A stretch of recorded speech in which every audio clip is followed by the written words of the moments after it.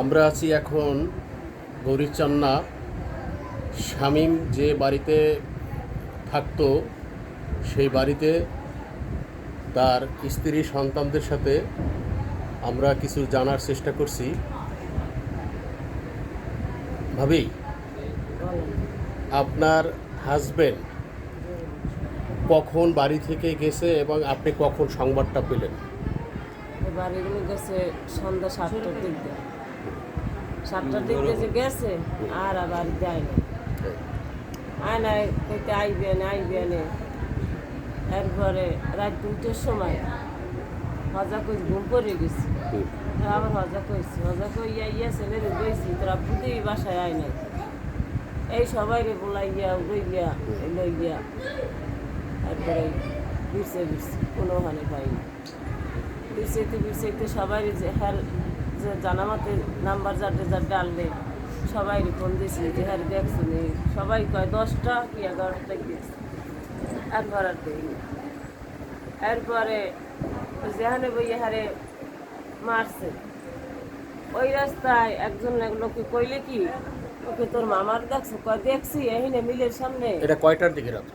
সকালে মনে হয় 3:30 বাজে গেছে, রাত 3:30। হ্যাঁ, অন কইলে কি যে মামার দেখছি 11টার দিক দিয়া এখানে দুইজন বেড়ার লাগে কথা কইতে মিলের উঠে গাছে ফিরছি আইসি কোনো কিছু কইবে।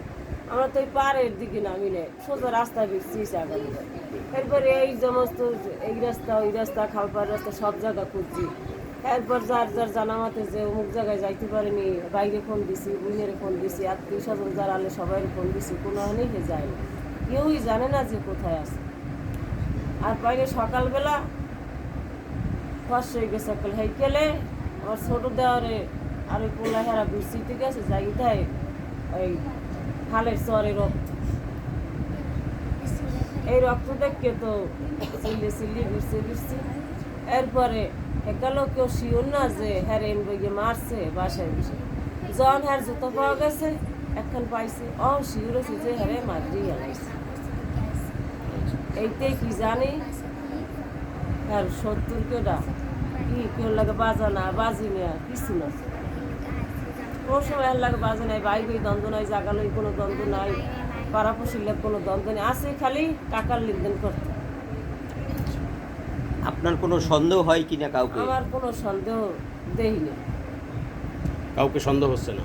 না, হেলে কে লোক বাজে না, একজন লাগে বাজলে একটা কথা কম যায় যে মুখে লাগে বাজছে হ্যাঁ এই কাজটা করাইছি না। তাই একটা সন্দেহ খালি কইছি যে অল্প বয়সে টাকা পয়সা ঘর বাড়ি করছি, মানুষ একটু কিলকিল করে যা করে কি দে স্বামী এত টাকা পয়সা পায় কি সবাই বলতো। আচ্ছা, আপনাকে ধন্যবাদ। আচ্ছা, আমরা এখন কথা বলবো আর কি তো শামীমের মেয়ের সাথে। মাগো, তুমি আসলে তোমার বাবার ব্যাপারে কি কিছু জেনে থাকলে বলো, বা তোমার বাবা তোমার কিছু এটাই জানো না? আচ্ছা, সবাই স্তব্ধ। আসলে শামীম খুব ভালো লোক ছিল, এটা সবাই বলে। কিভাবে কি হয়ে গেল এখন তদন্ত সাপেক্ষে বেরিয়ে আসবে মূল বিষয়গুলো। আমরা এখন এই নিঃসঙ্গ যে মার্ডার হয়েছে শামীমের ছেলের সাথে আমরা কথা বলবো। বাবা, তুমি আসলে তোমার বাবা তোমাকে কখনো কিছু বলছে কিনা বা কোনো বিষয় কখনো শেয়ার করছে কিনা? এরকম জোরে বলো। এরকম কোনো বিষয় শেয়ার করে না। শেয়ার করে না? তোমার নাম কি? মোহাম্মদ রাজু। রাজীব। তুমি লেখাপড়া করো? কোন ক্লাসে? Inter first year. কোথায়? বরগুনা সরকারি কলেজ। বরগুনা সরকারি কলেজ। বাবা, তুমি কি পড়াশোনা করো? কিসে? এইটে। নাম কি তোমার? শান্তা। আচ্ছা, দেখুন, এই হলো তার স্ত্রী। এখন এই 2 সন্তান নিয়ে উনি এখন কোথায় যাবে? আপনার আসলে চাওয়া পাওয়া কি?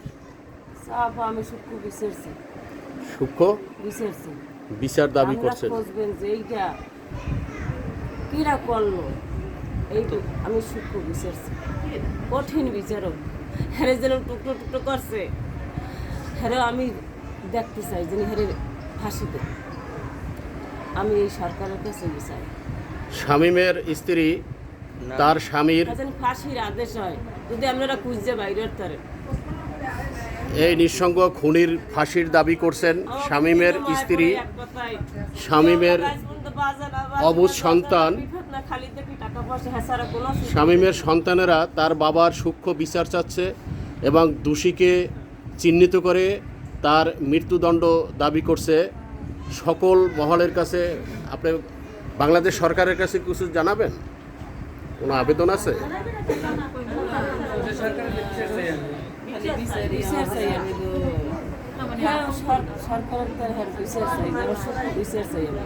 আমার স্বামীর নির্দোষে যে বললো টাকা পয়সা যদি লাগতো, কইতো যে আমার 5 লাখ টাকা লাগবে, আমি আটকাই চাইতো, তুই আমার 5 লাখ টাকা চাইতো, আমি 5 লাখ টাকা দিই লাখ ঘরে সারাই। নিঃসঙ্গ টুকরো টুকরো করার লোক কেন? আমি এই বিচার চাই। আপনার নাম কি? আমার নাম রেক্সোনা বেগম। রেক্সোনা বেগম। আর দুজনের ভাই দুজনের সাথে। আচ্ছা আপা, আপনি কি বলবেন শামীম কেমন লোক ছিল? এই আমার বোন। হ্যাঁ। ভালো লোক ছিল। আমি যে হ্যাঁ শালি, আমার কোনোদিন বুঝতে দেয় না। 3টা বছর ধরে আমি এগুলোকেই থাকি।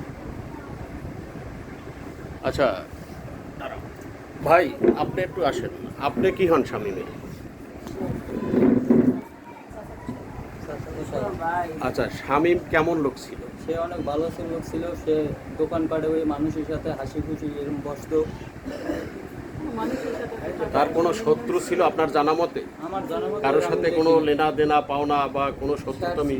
তার ছিল মাত্র কোনো টাকা পয়সা লেনা দেনা টুক করতো, এই তার শত্রুর মধ্যে তো আমি এখন পর্যন্ত দেখিনি। সে অনেক হ্যাপি লোক ছিল। আপনারা কেউ কিছু বলবেন? এই শামীম যে নিঃসঙ্গভাবে খুন হলো, এইটার ব্যাপারে আপনারা কিছু বলবেন? আমরা সবাই বিচার চাই।